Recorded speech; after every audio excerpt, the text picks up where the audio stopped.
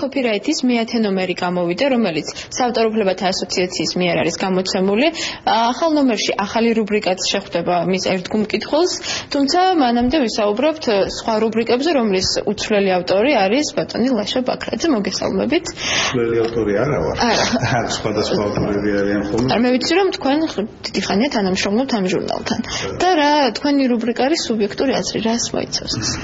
ეს არის არა, მართლაც ეს პირველად დავწერე, საერთოდ არ მიყვარს ხოლმე, როდესაც არის 10 საუკეთესო წიგნი, 10 საუკეთესო ფილმი და ასეთი 100, რომელიც აუცილებლად უნდა წაიკითხოს ადამიანმა, მაგრამ რადგანაც ჟურნალის რედაქციამ თხოვა, რომ ჩემი აზრი გამომეთქვა ამასთან დაკავშირებით, გადავწყვიტე, რომ აი იმ წიგნების შესახებ დამეწერა, რომელსაც ჩემზე თავის დროზე, როცა ბავშვობაში, ახალგაზრდობაში, რომლებიც განსაკუთრებულად დიდი შთაბეჭდილება მოახდინეთ, ამას გარკვეულწილად განაპირობეს ჩემი ლიტერატურული ინტერესი და მე ვფიქრობ, რომ აი ესეთი მიდგომა უფრო შესაძლებას ხდის ასეთი 10 წიგნის ჩამონათვალს. ამისი დასტური იყო ისიც მაგალითად, რომ სადღაც ერთი თვის წინ ეს Facebook-ზეც დავდი როგორც თავარ ქართულ ტერიტორიაზე, სადაც დისკუსიები მიმდინარეობს და ამან ძალიან ბევრ ადამიანში დიდი ინტერესი გამოიწვია და სწორედ ამ მხრივ არა ის, რომ თქვა რაღაცა ინტელექტის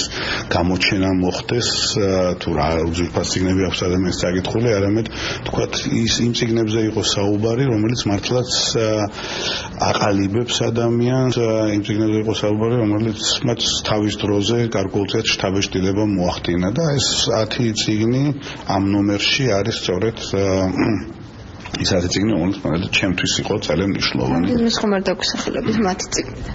აი მაგალითად ვიწყებ სადღაც დასაწყისიდან ესეთ შავთვალე, რომ ესეც რაღაცა ქრონოლოგიურად დავაწყე წიგნები, არა ქრონოლოგიის მიხედვით, რომელიც მე წავიკითხე, არამედ აი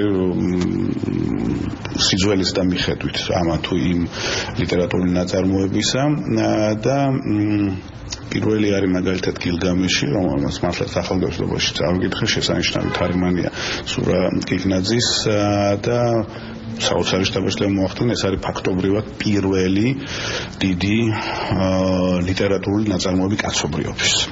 და ბოლოში მაქვს მაგალითად წიგნი, რომელიც საერთოდ არ არის მხატვრული ლიტერატურა, რადგანაც მე ვფიქრობ და ამ ბოლო დროს მე უფრო ხშირად და დიდი სიამოვნებით არამხატვრულ, ეგრეთ წოდებულ არამხატვრულ ლიტერატურას ვკითხულობ. ეს არის რომანი არქეოლოგიაზე, ესეც ქვია ქვესათაურად, ეს არის კერამის წიგნი, სწორედ არქეოლოგიაზე, რომელსაც ქვია ღმერთები, აკლდამები და არქეოლოგები, ზუსტად არ მახსოვს სახელი ხა. და რომელმაც თავის დროზე ისე შთაბეჭდილება მოახდინა, რომ გადაწყვეტილი მქონდა არქეოლოგი გამხდარიყავი. დიდი მადლობა. გადავინაცვლოთ ბატონ გიგა კობოლაძესთან. მოგვიყევით ჟურნალზე, რამდენი ხანია რაც გამოდის და საერთოდ რატომ გახდა საჭირო, რომ ეს ჟურნალი შექმნილი იყო სწორედ საავტორო უფლებათა ასოციაციის მიერ? ჟურნალი უკვე 3 წელზე მეტია რაც გამოდის, მეათე ნომერი გამოვიდა. 3 თვეში ერთხელ არის პერიოდულობა და ესეც ერთ-ერთ ინსტრუმენტად ვიყენებთ ჩვენ იმისთვის, რომ საზოგადოებრივი ცნობიერება საავტორო უფლებების შესახებ ამაღლდეს. მოგეხსენებათ, რომ ამ ბოლო წლების განმავლობაში საკმაოდ ინტენსიურია საუბარი და უკვე კონკრეტული ქმედებების საავტორო უფლებების შესახებ დაცულობის მაჩვენებელი გაზრდილია და ჟურნალიც არის არა მხოლოდ პროფესიული, არამედ გათვლილი უფრო ფართო მკითხველზეც, რომ ყველამ თავისი გემოვნების შესაბამისად აღმოაჩინოს მასში საკითხავი. ჟურნალი რაც თავარი აღწელდება უსასყიდლოდ და ის შეიძლება ჩვენ შეიძლება ნახოს ლიტერატურული ტიპის კაფეებში, სასტუმროებში და ასე შემდეგ, სადაც ხელმისაწვდომია სრულიად უსასყიდლოდ და საკმაოდ კარგი გამოხმაურება აქვს უკვე ამ ჟურნალს, რადგან როგორც თქვი, არის თუნდაც ისეთი რუბრიკა, როგორც ლაშას რუბრიკა, არის სხვა რუბრიკებიც, სადაც არა მარტო პროფესიული საზოგადოება დაინტერესდება ამით, არამედ გაიგებს ბევრ კარგ ინფორმაციას ქართული ხელოვნების შესახებ, ქართულ კულტურაში მიმდინარე პროცესების შესახებ და ზოგადად ასევე იმას, როგორ უნდა დავიცვათ საავტორო უფლებები და რას გვაძლევს საავტორო უფლებების დაცვა.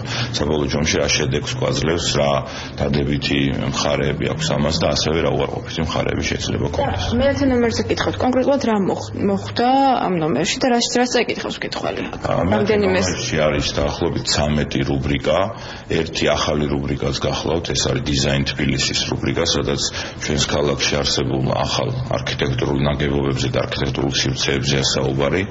არის აქ პორტრეტი, არის ხელოვნების საგანძური და სხვა ესეთი საინტერესო რუბრიკები, არის სახელმწიფოს ხედვა და კულტურის მინისტრის, დღევანდელი კულტურის მინისტრის ხედვა საავტორო უფლებებთან დაკავშირებით, არის უცხოელი კოლეგების ხედვა საავტორო უფლებებთან დაკავშირებით, არის ბიზნესის ხედვა, როგორ უყურებს ამას ბიზნესი და რაში იყენებს და რაში ჭირდება საავტორო უფლებები და ჩვენ ვცდილობთ, რომ ყველა შესაძლო მხარე და ინტერესებული, ვინც შეიძლება იყოს შეხებაში საავტორო უფლებებთან, მან დააფიქსიროს საკუთარი პოზიცია. სახელმწიფომ, ბიზნესმა, თვითონ ხელოვანებმა, აქ არის ასევე რუბრიკა პრობლემატიკა, სადაც ხელოვანი ადამიანები საუბრობენ იმ პრობლემებზე, რაც მათ აწუხებს დღეს და ასევე გთავაზობენ მათ მოსაზრებას, როგორ შეიძლება გადაიჭრას ეს პრობლემები და საბოლოო ჯამში ეს მთლიანობა ქმნის იმას, რომ ჟურნალი პირდაპირ ემსახურება არა მარტო საავტორო უფლებების დაცვას, არამედ ზოგადად კულტურის და ხელოვნების პოპულარიზაციას. ძალიან დიდი მადლობა. მოკლედ დღეს იგეგმება ამ ჟურნალის პრეზენტაცია საღამოს 5 საათზე კულტურის სამინისტროში, ხოლო შემდეგ უკვე შეგიძლიათ სხვადასხვა, როგორც ბატონმა გიგამაღნიშნა, სხვადასხვა ლიტერატურულ კაფეებში მისი სრულიად უსასყიდლოდ ახვა და შეძენა. მადლობა. კარგი და საჭირო ინფორმაციისთვის.